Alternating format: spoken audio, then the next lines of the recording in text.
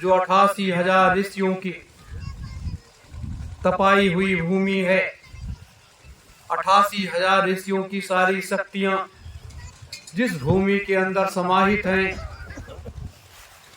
उसी भूमि पर हम आप जैसे लोग बैठ करके और माता पूर्णिमा को प्रसन्न करने के लिए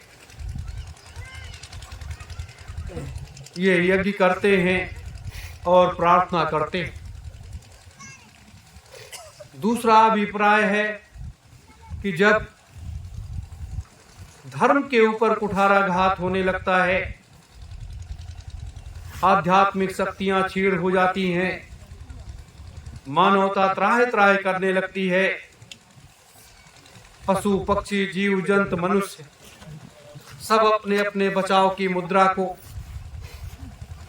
ग्रहण कर प्रयास करते हैं और हर व्यक्ति, हर जीवात्मा वह परमात्मा को याद करने लगती है कि हे परमात्मा मुझे बचाओ। किसी को कोई रास्ता नहीं दिखाई देता, चाहे वो पापी हो, चाहे वो अत्याचार करने वाला व्यक्ति क्यों ना हो, और चाहे अत्याचार सहने वाला व्यक्ति हो, चाहे पशु पक्षी जीव जंतु कीड़े मकोड़े, जो भी 84 लाख जीवों का इस पृथ्वी पर अवतरण है, सब लोग त्राहि त्राहि कर रहे हैं। इसीलिए अपने लोग कहते हैं कि 95% पाप इस पृथ्वी पर हो गया है। तो ऐसी स्थिति में इससे बचने के लिए इस मृतलोक में सृष्टि के आरंभ से लेकर के और सृष्टि के अंत तक, पृथ्वी के आरंभ से लेकर के पृथ्वी के अंत तक, इस पृथ्वी से लेकर के आसमान तक, यही एक ऐसा स्थान है जहां पर माता पूर्णिमा को प्रसन्न करने के लिए, उनसे संकल्प शक्ति का आशीर्वाद लेने के लिए हम आप जैसे लोग इसका प्रयास कर रहे हैं।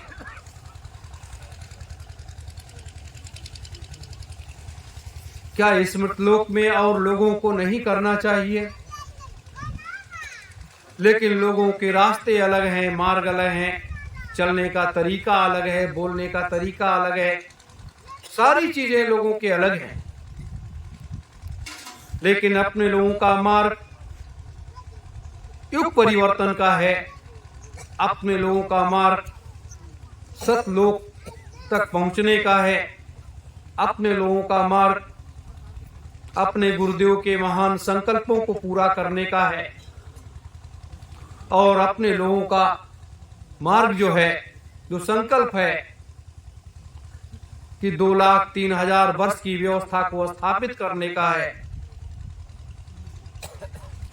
इतना बड़ा संकल्प इस मृतलोक में या उस देवलोक में किसी ने नहीं लिया है। ये भी एक बहुत बड़ा कट सत्य है। ये माया रूपी संसार के हम आप भी इस मृतलोक में जो बैठे हैं, ये एक माया का रूप है। हम आप सब लोग एक माया का रूप हैं। और देवत्व का रूप वो अमरत्व में समाहित होता है। वो अमरत्व में समाहित होता है। वह अमरत्व जो युगों युगों तक हमेशा साथ रहता है। जैसे सतयुग, त्रेता, द्वापर, कलयुग, हर युग के महात्मा जैसे सिद्धाश्रम और ज्ञानगढ़ में बैठे हुए हैं। अब आप सोच सकते हो, उनको अमृत का, उनके अंदर आत्म भाव है, आत्म शक्ति है। तो अमृत के उस शक्ति को प्राप्त करने के बाद लोग जो है वो हमेशा बैठे रहते हैं, हमेशा वो देखते रहते हैं कि कहां पर क्या है और कैसे। यही सार है और यही सार का अमृत का प्रथम रूप है, जिसको आज तक इस मृतलोक में लोग समझ ही नहीं पाए। हमारे तमाम संत महात्माओं ने इस बात को कहा कि निरंजन भगवान ने एक ऐसा जाल फेंक रखा है कि सब लोग उनके जाल में फंस जाते हैं। ऐसा नहीं है। सृष्टि का आरंभ और सृष्टि का अंत, इसका एक मार्ग अलग है, लेकिन सृष्टि को बचाना और सृष्टि को समाप्त करना ये भी अलग है। मेरे धर्म प्रेमी गुरु भाई बहनों, ये मात्र मनुष्य को ही ये सारे कार्य क्यों करने पड़ते हैं? जब सब कुछ निरंजन ने बनाया, सारा कार्य निरंजन भगवान ने किया, सारी व्यवस्था सब सारा निर्माण उन्होंने किया, तो वो पिता कैसा जो अपने पुत्र को ही समाप्त कर दे? वह पिता कैसा जो अपने घर को ही बर्बाद कर दे? अगर उसे घर को बर्बाद करना था तो इसका निर्माण क्यों करता? ऐसी बात नहीं है।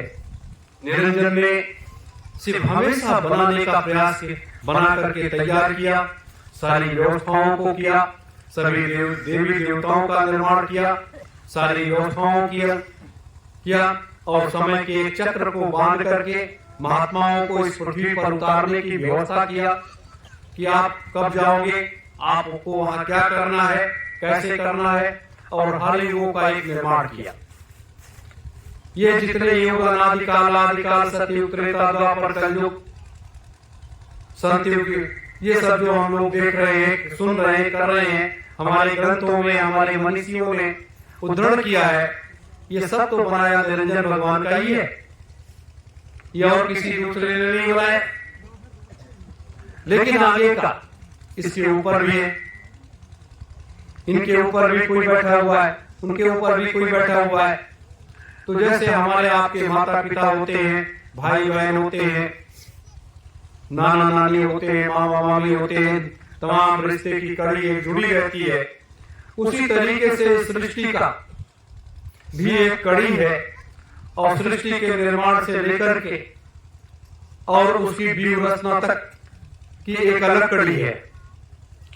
और फिर कहां किस जीवात्मा को कहां भेजना है, कहां उसे स्थापित करना है, कहां उससे क्या काम लेना है और कैसे लेना है, किस युग में कौन जाएगा, किस युग में कौन आएगा, ये सारी व्यवस्था का एक अलग राज रहस्य है, जिसके लिए मैंने आप लोगों को 15 तारीख से लेकर के और 30 तारीख तक का जो जनवरी में समय दिया है, ये मृतलोक का एक ऐतिहासिक, शाब्दिक, पौराणिक, आध्यात्मिक, धर्म आधारित व्यवस्था का एक बहुत बड़ा आध्यात्मिक सत्संग है, जो इस मृतलोक में कभी भी किसी ने नहीं सुनाया। ब्रह्मा ने नहीं सुनाया, विष्णु ने नहीं सुनाया, भगवान शिव ने भी नहीं सुनाया, राम ने नहीं बताया, कृष्ण ने भी नहीं बताया, बुद्ध ने नहीं बताया, कबीर साहब ने नहीं बताया, नानक साहब ने नहीं बताया, पलटू साहब ने नहीं बताया। जितने भी हजारों संत महात्मा इस मृतलोक में आए, उन्होंने ये सारी बातें नहीं बताई, जिसको आपको 15 से 30 तारीख तक सुनने को मिलेगा। आज जो लोग जितने भी लोगों की चर्चा करते हैं, सारी चीजें, सारे राज रहस्यों को खोलते हैं, वो जब भी जहां जैसे जितने भी महात्मा संत महात्मा आए, उन्होंने अपने समय से जितनी आवश्यकता थी उतना उन्होंने बता दिया। लेकिन जैसे आपने पढ़ाई आपने किया है, तो आपकी पढ़ाई के बारे में दूसरा क्या जाने, आपके दिमाग में क्या है, आपकी बुद्धि में क्या है, आप क्या करना चाहते हो, क्या नहीं करना चाहते हो, दूसरा कौन सा व्यक्ति जाने। सिर्फ गुरु ही ऐसा होता है जो सबके भेद को जानता है, और गुरु के भेद को कोई नहीं जानता। गुरु के भेद को कोई नहीं जानता और गुरु सबके भेद को जानता है। देखिए, अध्यात्म यह मर्यादाओं का खेल है। अध्यात्म एक मर्यादा से बंधा हुआ एक रथ है, एक ऐसा रथ है कि जो बिना इशारे के आगे नहीं बढ़ता है। जितना लगाम आप ढीला करोगे उतना घोड़ा दौड़ेगा, उतने आपके रथ के पहिए नाचेंगे। ये जो है ये वो अध्यात्म है, और इसी अध्यात्म की आवश्यकता हमारे मनुष्य रूपी जीवात्माओं को है। और जब मनुष्य रूपी जीवात्माएं इस ज्ञान को नहीं प्राप्त कर पाती हैं, तब वो तड़पती हैं। जैसे जल से मछली निकाल दिया जाए तड़पने लगती है, उसी तरीके से ये मनुष्य रूपी जीवात्माएं तड़पती रहती हैं। और तड़प उनकी ऐसी होती है कि हर व्यक्ति ये चाहता है कि हम इस लोक में आए हैं तो हमें भी परमात्मा का दर्शन होना चाहिए। परमात्मा का दर्शन करने के लिए लोग मठ मंदिर मस्जिद गुरुद्वारों में दौड़ते हैं। मठ मंदिर मस्जिद गुरुद्वारों में जब हम जाते हैं तो हमारे आस्था के केंद्र होते हैं। हम वहां सिजदा करते हैं, प्रणाम करते हैं और साष्टांग लेट जाते हैं, लेकिन हमें परमात्मा का दर्शन नहीं होता है। हमें उन प्रतिबिंब का दर्शन होता है, हमें वहां के ग्रंथों के बारे में जानकारी मिलती है, लेकिन परमात्मा का दर्शन आप अपने अंदर में कर सकते हो। जैसे हिरण के पास कस्तूरी होती है और कस्तूरी की सुगंध में वो भटका करता है, दौड़ता रहता है कि ये सुगंध कहाँ मुझे मिलेगी, ये सुगंध मुझे कहाँ मिलेगी, और वो भागता रहता है। उसी तरीके से मनुष्य रूपी जीवात्माएं कहते हैं ये तीर्थ कराओ, वो तीर्थ कराओ, वहां पर ये मिल जाएगा, वहां पर ये मिल जाएगा, ऐसा मिल जाएगा, हमारा मुक्ति और मोक्ष हो जाएगा। मुक्ति और मोक्ष का मार्ग ही अलग है। लेकिन तीर्थों पर जब हम जाते हैं तो वहां पर हमें तीन चीजें मिलती हैं। एक पानी मिलता है, एक पाथर मिलता है और एक पंडा मिलता है। तीर्थों में तीन चीजों के अलावा, पानी पाथर पंडे के अलावा और कुछ नहीं है। क्योंकि जितने भी देवी देवता थे, जितने भी सब जाकर के हिमालय की उन गुफाओं में बैठ गए, अपने अपने स्थानों पर बैठ गए और वहां एक प्रतिबिंब स्थापित हो गया और लोग वहां भागने लगे। लेकिन परमात्मा के दर्शन किसी को नहीं हो पाए। जब परमात्मा के दर्शन नहीं हो पाए तो लोगों की तड़प, लोगों की भूख खत्म नहीं हुई। लोग महात्माओं के पास दौड़ गए। जब महात्माओं के पास दौड़ करके गए, उनके आध्यात्मिक रूहानी सत्संगों को सुना, उनके ज्ञान को अपने अंदर में आत्मसात किया और उनके द्वारा दिया गया नाम रूपी उदान, नाम दान, वो प्राप्त करने के बाद जब थोड़ा बहुत लोग साधन भजन करने लगे तो उनके अंदर में आत्म शांति आई। क्योंकि वहां पर परमात्मा के रूप का, आकार का खाका उनको मिल गया था और उनको वो रास्ते मिल गए थे कि आपको किस सीढ़ी से चढ़ करके आप वहां तक जाना है। लेकिन जैसे आपने सीढ़ी की चढ़ाई शुरू की, जब आपने सीढ़ी की चढ़ाई शुरू की तो रास्ते में उसको रोकने वाले भी लग गए, और जब उसे लोग रोकने लगे तो आप फिर नीचे आने लगे, ऊपर चढ़ नहीं पाए। जब ऊपर की चढ़ाई आपकी नहीं हो पाई तो आपने सोचा कि अब क्या करें, और एक दूसरा रास्ता और इस कलिकाल में बन गया कि ये परिवार, ये नाते रिश्तेदार, ये हितबंध, ये दोस्ती, ये घर मकान, ये सारी चीजें हमारे बीच में आने लगी। और जब ये सारी चीजें हमारे बीच में आने लगी तो हम उन व्यवस्थाओं को करने में उलझ गए और वो रास्ता हमें मिला नहीं। जब हमें वो रास्ता नहीं मिला तो हम वहीं उसे छोड़ करके एक, जैसे हमें सुबह उठते हैं, हम सारे नित्य क्रिया करने के बाद भोजन ग्रहण करते हैं और उसके बाद फिर अपने काम में जुट जाते हैं। उसी तरीके से हमने ये कर लिया कि 10 मिनट सुबह परमात्मा को दे दो और 10 मिनट शाम को दे दो। हमें नाम जप कर लेना है, हमें उनके रूप नाम को याद कर लेना है, उसके बाद हमें परमात्मा मिल जाएगा। ये करके हम सारे कामों में लग गए अपने। लेकिन जब हम सारे कामों में लगे तो वहां फिर हमें आत्म शांति नहीं मिली, और जब आत्म शांति नहीं मिली हम फिर इधर उधर जाने लगे, भटकने लगे। और जब भटकने लगे तो देखते देखते देखते क्या है कि हमारे श्वासों की पूंजी खत्म हो गई। और जब श्वासों की पूंजी खत्म हो गई तो जीवात्मा हमारे शरीर से निकल करके वो अपने घर को चली गई।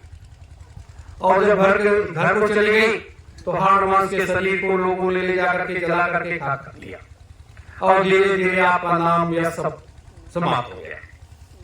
फिर आपकी जीवात्मा फिर किसी योनि में आई, फिर कोई दूसरा रूप धारण करके, वो चाहे मनुष्य का रूप धारण करके आई, चाहे पशु पक्षी का रूप धारण किया, चाहे कीड़े मकोड़े का किया। फिर वो इस मृतलोक में आ गई, और जब मृतलोक में आई तो उसको फिर एक रास्ता मिल गया। अब इस तरीके से ये क्रम चलता चला गया। ये क्रम जब चलता चला गया तो लोगों को जब परमात्मा की तलाश पूरी न हुई तो हमेशा लोग इसी संशय में पड़े रहे। कोई भी मनुष्य की जीवात्मा यहाँ से जाने के बाद वो लौट करके आकर के यहाँ बताई कि भाई अभी तक हम यहाँ थे तुम्हारे पास, और अब हम वहां चले गए हैं, वहां से लौट, वहां से ये व्यवस्थाएं मुझे मिल रही, वो व्यवस्थाएं मिल रही हैं। हम अमेरिका चले जाए, ब्रिटेन चले जाए, कहीं भी चले जाए दुनिया में, तो वहां से हम फोन करके बताएंगे कि हाँ यहाँ सारी व्यवस्थाएं हैं, यहाँ सब कुछ है और कोई समस्या नहीं है। अपने घर परिवार वालों से सब लोग बात करते हैं। लेकिन वहां जाने के बाद जो असली घर है, वहां जाने के बाद किससे आप बात करते? किसी का फोन नहीं आया वहां से, किसी की आत्मा आपसे टकराई नहीं। भले वो प्रेत योनि में चली गई, लेकिन प्रेत योनि में जाने के बाद उसने दूसरा रूप धारण कर लिया। तो जब दूसरा रूप धारण कर लिया तो आप उनके उद्धार का मार्ग भी बंद हो गया। अब आप बताइए कि ये रास्ते कैसे क्या रहेंगे, कितने अच्छे हैं या बुरे हैं? तो ये एक रूप है, ये हर युगों में ऐसा हुआ है। लेकिन इस सृष्टि का वास्तविक सत्य जो है हमारे महात्माओं के जटाओं में बंधा हुआ है, उनकी दाढ़ियों में बंधा हुआ है।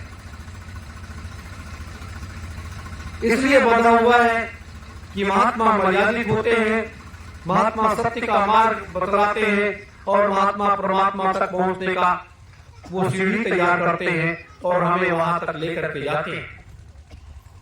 इसीलिए यहाँ मृतलोक में संत महात्माओं की पूजा होती है। अब जब संत महात्माओं की पूजा होती है तो महात्मा जितना भी आपके अंदर खुराक की आवश्यकता है उतना आपको दे देते हैं, और शेष अपने पास बचा करके रख लेते हैं। उसको इसलिए देने की आवश्यकता नहीं समझते कि कहीं आप ओवरडोज हो गए तो आप क्या करोगे। ओवरडोज का मतलब कि अगर ज्यादा आप जैसे भोजन ज्यादा कर लो तो अपच हो जाएगी। उसी तरीके से आपकी क्षमता कितनी है, आप कितना बर्दाश्त कर सकते हो, उतनी चीजें आपको देते चलते हैं और आपका पूरा जीवन पार हो जाता है। लेकिन नहीं, जरूरत यह है कि हम ये सीढ़ी कैसे चढ़ेंगे, हमें करना क्या है, हमें करना क्या है। आज संसार में बड़े बड़े कथावाचक हैं, बड़े बड़े उस तरीके से वायु रूपी महात्मा है जो मानव समाज के बीच में राम का अनुसरण करने की बात करते हैं, गीता के अनुसरण करने की बात करते हैं, कृष्ण का अनुसरण, यानी तमाम लोगों का अपने पूर्वजों का उदाहरण देते हैं और समझाते हैं। लेकिन जब पूर्वजों का उदाहरण देते हैं और समझाते हैं और स्वयं उस रास्ते पर नहीं चलते, स्वयं उस रास्ते पर नहीं चलते, तो जब स्वयं उस रास्ते पर नहीं चलते तो उनके बताए हुए बात सब थोथे हो जाते हैं। लेकिन उनके यहाँ भी लोग जब जाते हैं तो लोग आत्म शांति के लिए जाते हैं कि हाँ ये महाराज जी आए हैं, हमें कोई रास्ता दिखा देंगे, लेकिन रास्ता कोई नहीं दिखाता। आज वास्तविक सत्य है कि सतयुग तीर्थ की ये पावन धरा इस मृतलोक के उस वास्तविक सत्य को मानव रूपी व्यवस्था में स्थापित करने का प्रयास कर रही है कि संसार को हमें बदलना है। इस संसार के लोगों में वो सत्य का मार्ग स्थापित करना है जिससे लोगों के आचार विचार रहन सहन खान पान सुधार में आ जाए, लोग अच्छे सत्मार्ग की तरफ चलने लगे और लोग जिस परमात्मा को प्राप्त करने के लिए हम लोग इस लोक में जन्म लेना पड़ा, तो उस परमात्मा को प्राप्त करके और उनका दर्शन सानिध्य प्राप्त करने के बाद पुनः फिर अपने घर को चले जाए। इसीलिए तो यहाँ इस मृतलोक में आए थे। इस मृतलोक में इसलिए नहीं आए थे कि यहाँ के झंझट सारे मामलों में उलझ जाए, लेकिन यही वास्तविक सत्य है। अब बात आती है कि ये परिवर्तन बदलाव जो इस मृतलोक में इतना बड़ा पाप फैला हुआ है, इतनी बड़ी अव्यवस्था फैली हुई है, इतने बुरे बुरे कर्म हो रहे हैं, सारी चीजें हो रही हैं, तो इससे कैसे निजात मिलेगी? इससे कैसे कोई रास्ता मिलेगा? अगर सतयुग में गड़बड़ी आई तो हरिश्चंद्र जी को उस रास्ते से गुजर जाना पड़ा। त्रेता में आया तो राम जी को उस रास्ते से गुजरना पड़ा। द्वापर में आया तो कृष्ण जी को उस रास्ते से गुजरना पड़ा। और जब कलयुग में गड़बड़ी आई, जब कलयुग में ऐसी गड़बड़ियां आने लगी तो समय समय पर लोगों को भेजा जाने लगा। बुद्ध जी आए, गौतम बुद्ध जी आए जो अपना राजपाट छोड़ करके और सन्यासी बन गए। मोहम्मद साहब आए जो अपना सारा व्यवसाय छोड़ करके एक नए धर्म की, उन्होंने मुस्लिम धर्म की स्थापना किया और उसका प्रचार प्रसार करने लगे, उस रास्ते पर लग गए। उसके बाद हजारों हजारों संत महात्माओं का आगमन हुआ, लेकिन ये मानव समाज सुधार में नहीं आया। और जब सुधार में नहीं आया और स्वयं सत्पुरुष भगवान, जिन्हें हम परम पुरुष परम पिता कहते हैं, वो भी इस मृतलोक में जब आए तो आने के बाद उन्होंने भी बहुत प्रयास किया। अपने गुरु के सानिध्य में जाने के बाद, वहां से निकलने के बाद 60 वर्षों तक अथक प्रयास किया। इस मनुष्य रूपी जीवात्माओं को सुधारने के लिए, इनको सही रास्ता दिखाने के लिए, इनको उस मार्ग पर ले जाने के लिए जहां वो असली घर है, वो रास्ता। लेकिन जब ये देखा कि अब आपको इसमें भी सफलता नहीं मिलेगी, इसमें भी सफलता नहीं मिलेगी, इसमें तो तमाम छेद हैं, क्योंकि महात्मा जो होते हैं वो मर्यादा में बंधे होते हैं, पिता जो होता है वो मर्यादा में बंधा होता है, पुत्र तो मर्यादा में नहीं होता है, लेकिन गुरु और पिता ये दोनों मर्यादा में बंधे होते हैं। और मर्यादा में बंधे होने के कारण ये हमेशा सत्य के मार्ग पर चलने की प्रेरणा देते हैं, रास्ता दिखाते हैं। और बेटा जो होता है वो मर्यादा में नहीं होता है।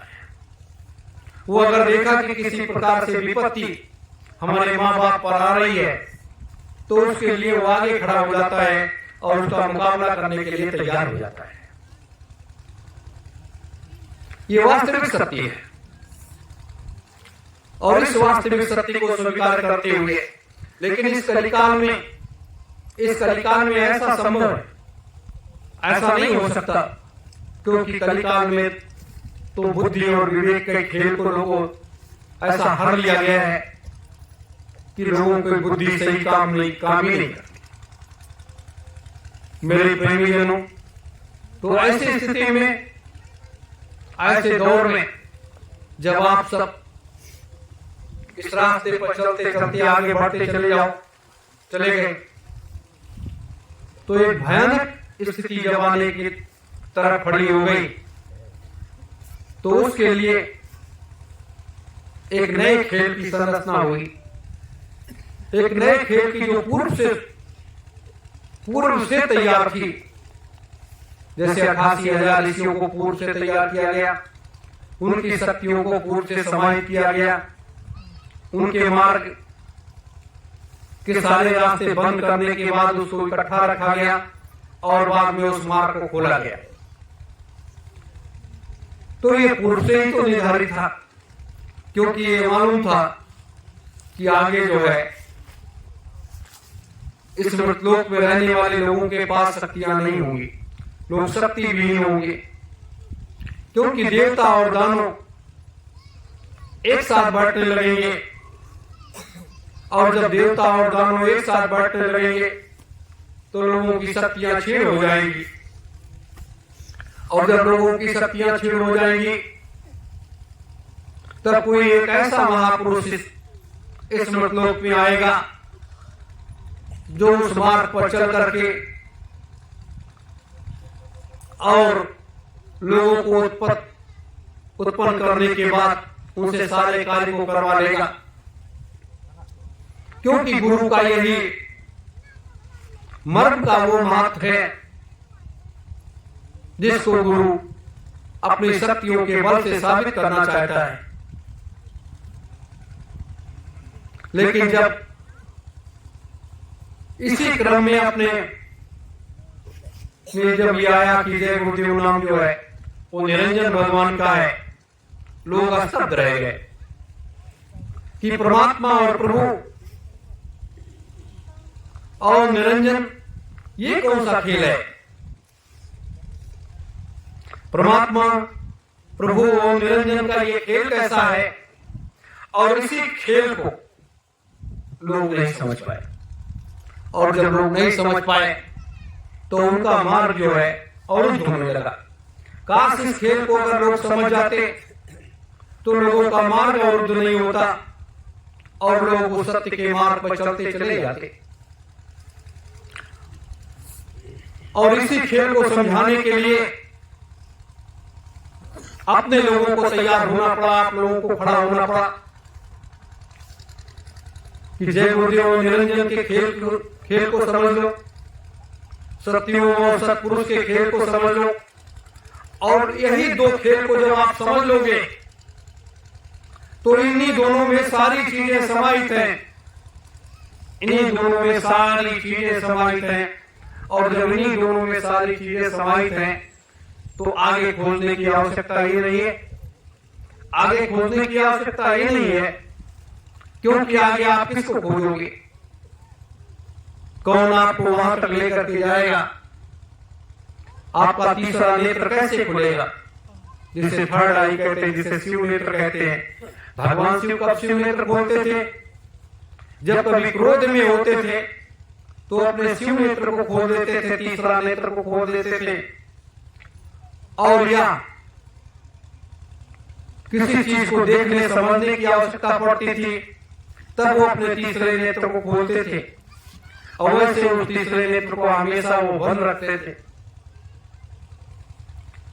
और साधना की जो कड़ी थी उनकी, जो सालों साल बैठ करके वो ध्यान में मग्न हो जाते थे, अपने तीसरे नेत्र को बंद कर लेते थे और अपने ब्रह्मांड से चढ़ाई करके वो सतलोक तक की सैर करते थे। तो इस तरह से आज आवश्यकता इसी तरह की है। ब्रह्मा और विष्णु ने भी सतलोक तक की सैर नहीं किया,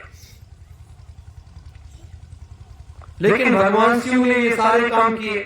कितनी साधना करनी पड़ी, आज भी वो साधना में लीन रहते हैं। और आज भी जब वो साधना में लीन रहते हैं तो कभी कभार जब उनके नेत्र खुलते हैं तो एक मार्ग, एक रास्ता मिल जाता है लोगों को।